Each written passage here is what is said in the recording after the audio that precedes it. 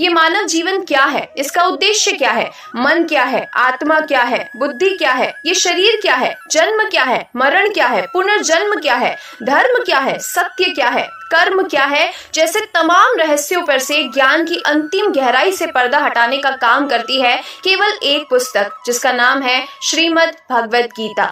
भगवद गीता एक ऐसी पुस्तक है जो हमें जीवन के सत्यों को गहराई से समझने में मदद करती है।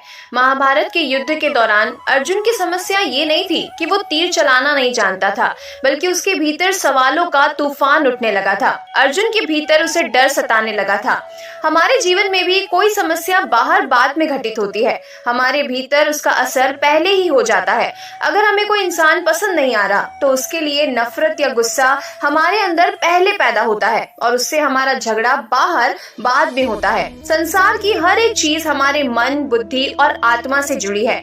भगवद गीता का ज्ञान हमें भीतर से योग्य बनाता है, जिससे हम बाहर इस महाभारत रूपी जीवन में जीत हासिल कर सके। कृष्ण का जीवन एक ऐसा जीवन है जिसके बारे में बहुत ही कम लोग जानते हैं। यदि हम रामायण या महाभारत की बात करें तो राम के जीवन के बारे में, उनके संपूर्ण जीवन की कथा हर किसी को पता है। यदि हम महाभारत की बात करें तो महाभारत के किस्से, कहानियां, कौरवों पांडवों के बारे में हम सब ने सुना है। लेकिन एक कृष्ण का जीवन ही एक ऐसा जीवन है जिसे शायद ही इस दुनिया के 0.0001% लोग भी जानते होंगे, क्योंकि कृष्ण के जीवन पर, उनके द्वारा दिए गए सच्चे ज्ञान पर कभी किसी ने इतना ध्यान ही नहीं दिया। जिन लोगों ने कृष्ण और भगवद गीता को जानने की कोशिश भी की है तो उसके गलत मतलब निकाल लिए हैं। वे कृष्ण का नाम लेकर अपने जीवन में गलत काम करने लगते हैं, अपनी मनमानी पर उतर आते हैं। लेकिन वास्तव में तो जिस किसी ने कृष्ण की जिंदगी को, उनके ज्ञान को, भगवद गीता में उनके द्वारा दी गई जीवन की सच्ची सीख को गहराई से समझा है,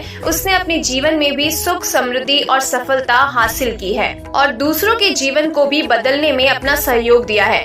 लेकिन अनफॉर्चुनेटली ऐसे लोग बहुत ही कम, बहुत ही रेयर है जो कृष्ण के जीवन और भगवद गीता का असली अर्थ जानते हो, क्योंकि कृष्ण इस पूरे ब्रह्मांड में मौजूद समस्त ज्ञान की ऊंचाई पर अपना जीवन जी रहे थे। उन्होंने अपने जीवन को गहराई से जिया था। वो हर एक पल शून्य की अवस्था में लिप्त रहते थे। इतने हाईएस्ट इंटेलिजेंस पर रहने वाले व्यक्ति को जानना और उनके द्वारा कही गई बातों को इतनी आसानी से समझ पाना भी हर किसी के बस की बात नहीं है, क्योंकि आज हमारी मानसिकता बाहरी आडंबरों के कारण पूरी तरह से विकृत हो चुकी है। और जब तक हम खुद अपनी मानसिकता को उस स्तर तक ऊपर नहीं उठाएंगे जहां कृष्ण थे, तब तक कृष्ण की तरह एक सुप्रीम लेवल का जीवन जीना, उनके ज्ञान को, उनकी बातों को समझना, भगवद गीता जैसे ब्रह्मांड की सबसे बड़ी ज्ञान के रहस्यों से भरी बातों को समझना और उसे अपने जीवन में उतारना हमारे लिए मुश्किल ही होगा। और बिना कृष्ण को समझे, बिना उनके ज्ञान को समझे, बिना भगवद गीता को समझे अपने मानव जीवन को पूर्णता से जी पाना भी कठिन ही है, क्योंकि एकमात्र भगवद गीता ही वो पुस्तक है जो इस पूरे ब्रह्मांड के रहस्यों को अपने में समेटे हुए है। ये पुस्तक ज्ञान का वो सर्वोच्च शिखर है जिसे जानने के बाद इस दुनिया में शेष किसी भी ज्ञान को जानना बाकी नहीं रह जाता, क्योंकि भगवद गीता से बड़ा इस संसार में और कोई ज्ञान ही नहीं है। वो भगवद गीता ही है जो हमारे मन, बुद्धि, आत्मा, जन्म, मरण जैसे सभी तथ्यों पर से पर्दा हटाती है। और इस संपूर्ण ब्रह्मांड का ज्ञान केवल एकमात्र पुस्तक भगवद गीता से ही हमें प्राप्त होता है। अगर आप भगवद गीता के बारे में जानें तो ये एक कॉन्वर्सेशन है जो श्री कृष्ण और अर्जुन के बीच महाभारत युद्ध के दौरान कुरुक्षेत्र के मैदान में हुई थी। इसी तरह की एक और पुस्तक है जो है अष्टवक्र गीता, जो राजा जनक और अष्टवक्र जी के बीच का संवाद है। केवल ये दो ही पुस्तकें ऐसी हैं जिसमें दो लोगों के बीच के ज्ञान का परस्पर संवाद मौजूद है।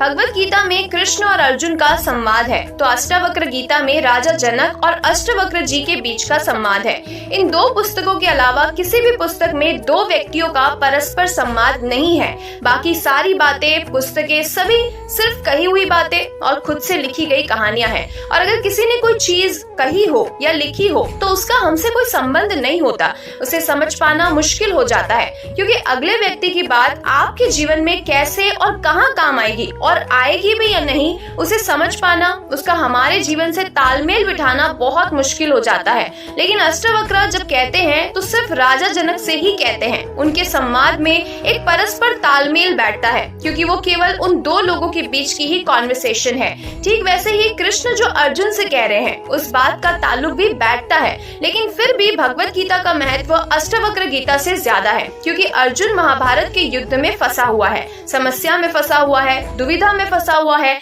और अर्जुन की मानसिकता भी हम लोगों की तरह एक साधारण मानसिकता थी। इसीलिए अर्जुन में हम खुद को देख सकते हैं, और जो भी सवाल हम कृष्ण से पूछ सकते, जो भी डाउट्स हमें हैं हमारे जीवन में, जितना परेशान हम कृष्ण को कर सकते थे सवाल पूछ पूछ के, ठीक वैसा ही अर्जुन ने हमारे बिहाफ में किया है। हमारे बदले में कृष्ण से सवाल पूछने में, कृष्ण को परेशान करने में अर्जुन ने कोई कसर नहीं छोड़ी है। लेकिन अगर हम राजा जनक की बात करें तो वो ऑलरेडी एक साधारण मानसिकता के स्तर से कई गुना ऊपर उठ चुके थे। इसीलिए अष्टवक्र गीता एक बहुत अलग लेवल का संवाद है। लेकिन अगर हम बात करें भगवत गीता की, तो ये है कृष्ण और अर्जुन के बीच का एक ऐसा कॉन्वर्सेशन जो हमारा जीवन बना सकती है, हमारे जीवन में सुख, समृद्धि, सफलता और इसे पूर्ण बनाकर हमारे जीवन का सही मायने में उद्धार कर सकती है।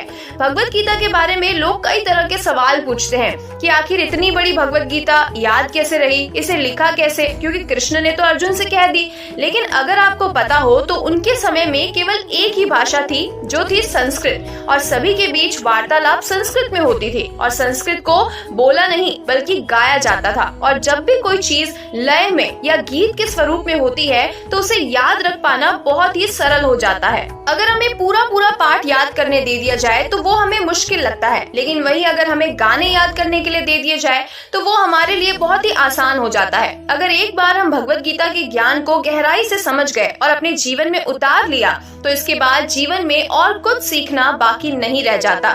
जिस तरह अर्जुन महाभारत के युद्ध में फंस गया है, बहुत बड़े संघर्ष में फंस गया है, ठीक उसी प्रकार हम भी जीवन के संघर्ष में बुरी तरह से फंस चुके हैं। हमारे जीवन में भी दुख, तकलीफें, चिंताएं, फ्रस्ट्रेशन बढ़ते ही जा रहे हैं। हम भी सफल होना चाहते हैं, जीवन में प्रगति करना चाहते हैं, आगे बढ़ना चाहते हैं, लेकिन बढ़ नहीं पा रहे। असफलताएं, दुख, चिंताएं, कंफ्यूजन, इन सब से घिरे होने के कारण हम केवल संघर्ष पर संघर्ष किए जा रहे हैं, और बदले में हमें सिवाय स्ट्रगल के, सिवाय दुख के और कुछ नहीं मिल रहा। जैसे गीता ने महाभारत के युद्ध में अर्जुन को ज्ञान का मार्ग दिखाकर उसे इतने बड़े संघर्ष से बाहर निकाल लिया था, यहाँ तक कि उसे युद्ध में विजय भी हासिल करवाई थी, ठीक उसी तरह केवल एक भगवत गीता ही एक ऐसा ग्रंथ है जो हमें हमारे जीवन के तमाम दुख और संघर्ष से निजात दिला सकता है और हमारे जीवन को सुख, समृद्धि से भरकर परिपूर्ण बना सकता है। हमारे अंदर ज्ञान का दीपक उदय करके हमें हमारे सारे सवालों का जवाब दे सकता है, हमारे सारे कंफ्यूजन को दूर करके